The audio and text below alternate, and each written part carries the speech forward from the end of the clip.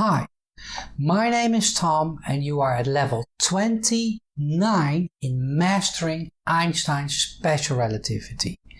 This level deals with proper time. It's the B level, so we go a little bit more deeper, but I think this level is actually much more intuitive than the A level where we only used words. In this level you can actually point to proper time. It's been visualized. So let's go. Let's put my mouse here and go to the next slide. So proper time is defined as tau, the Greek T, and it's proprietary to the observer sitting on the moving clock that's being observed by others. It's a little bit difficult. You have to say there's one observer, he has a clock, that observer doesn't think he's moving, his clock is not moving, and he's just the time on that clock, that is his time, his proper time, and others are watching me with the clock, and because they are moving at speeds, they probably think they're not moving at speeds, but I'm moving at speed, and they will agree on the delta time on my clock from my perspective. You see, if you tell it in words, it's like it's almost not doable to put it into words. We need the space-time diagram.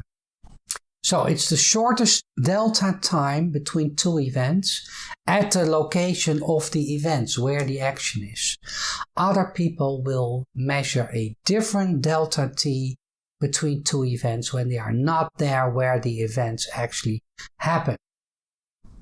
Still, you know, I can imagine this doesn't clarify anything. We need the space-time diagram here. Well, before we do, there's an equation. There we go. Proper time is not so much about time, it's about delta time. And here you see my secret notation, so I will read it out loud. Proper time is the square root of the delta, the difference between the time of event 2 and event number 1 through the eyes of observer I, could be observer 1, observer 2, observer 3, any observer I, squared minus the difference in the location x of the events 2 and 1 through the eyes of observer I squared divided by c squared. So you need to be able to understand this equation. Yeah? It's delta t, delta x, two events, one observer. Which observer? Any observer. And that's why it's a universal truth. It doesn't matter which observer you pick in the universe. They all can do the math. They can all do the delta t and the delta x, square it, subtract it, take the square root, and they will get to a number which is called proper time, and it will be the same for all observers. So it's a universal truth. Enough about it. Now we want to see it. We want to see it in action. Go to this website. This is where I built my online space-time diagram for everyone to use. I'm going there as well. There we go. So here we see the red line, which is observer number 1, just traveling through time. Its location is always 0. Here we see an observer 2. I'm not sure how fast he's going. I assume around 80% of the speed of light to the right. And here we have observer 3, and I'm guessing that observer 3 is moving at around 60% of the speed of light. Doesn't really matter. It's not moving that fast. Observer 2 is moving faster, almost close to the speed of light, which is this orange line. Here are two events at the location of observer 1, and he can measure the time difference between these two events. Right? And this is the equation. Let me zoom in on here. Does it get bigger when I zoom? No, it doesn't. But this is the equation which was on the slide. I can't put in a fancy looking mathematical equation here.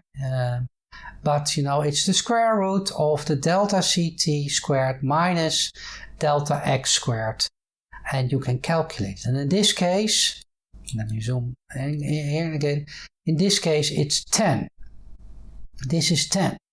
So for observer 1, there will be no delta x because x is in both cases 0, and 0 minus 0 is very much 0, and 0 squared is even more 0. So it's really 0. So he takes the square root of the time difference squared, which is the time difference, which is in this case 10 seconds. Let's see, did I put it on? Yeah, this is like 20 seconds, 30 seconds, it's 10. Now we can go to my famous perspective slider. You can take your mouse here and move to perspective 2 or 3. Let's move to perspective number 2. Bam! And what we do, I will do it in slow motion again. You see the events change, location and time. And when we are at the perspective of observer number 2, this is where event number 1 is for observer 2. And this is where event number 2 is for observer 2. And he, observer 2 or she, can also calculate delta CT minus delta X squared, delta C squared, square root it, and you see it will be completely different numbers here, 227.77, 1777, but the end result will be, et voila, 10. Proper time. Let's move our perspective to observer number 3. I will do it in slow motion. Boom. You will see the events are now again in different locations and time from the perspective of observer 3. That person can also calculate proper time using the equation. Delta C squared minus delta X squared, square root it, different numbers, but the outcome, 10. So proper time is a universal truth. It's not relative. And therefore you could say it's a physical law. Just as the speed of light. It will not change depending on your relative speed to someone else. Do you see how powerful this space-time diagram is? I'm so happy that I built, well, at first I built this for myself because I couldn't make any, well, in Dutch we say I couldn't make any soup of it, but that's not an English expression, but I just didn't get it. And when you do this, and you see the events going back and forth, everything falls into place. And it's not that difficult. Proper time. Back to the slides. Here we are. This is where I was. If you want to know more, there's lots of more. Here are 18 levels. Pause the video if you want to see them. And here are the second batch, all the way up to the twin paradox, level 34. If you want to focus on the headlines, stay in the green. If you want to know everything, do all levels one by one. This was level number 29B.